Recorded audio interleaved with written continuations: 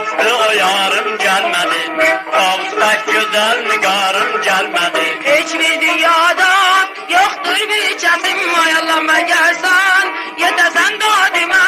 Beni sağlasan yarın yadına, beni sağlasan yarın yadına.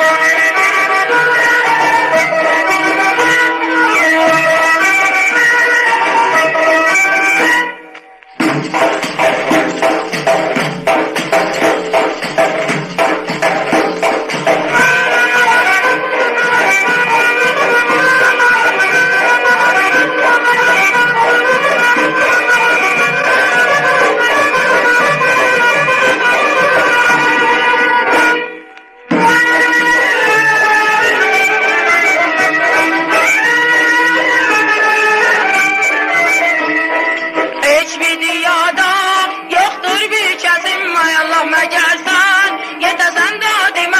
Beni sağlasan yarın yadına, beni sağlasan yarın yadına.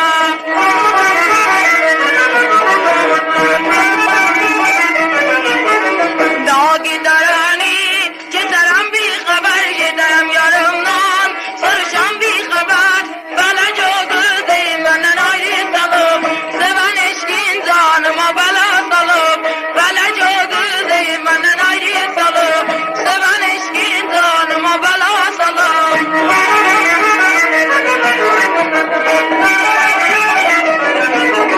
Bir vatan oldum, çok garip oldum. Yandım onun otuna. Yar saldı gitti gurbet ellere. Ben düştüm çöllere.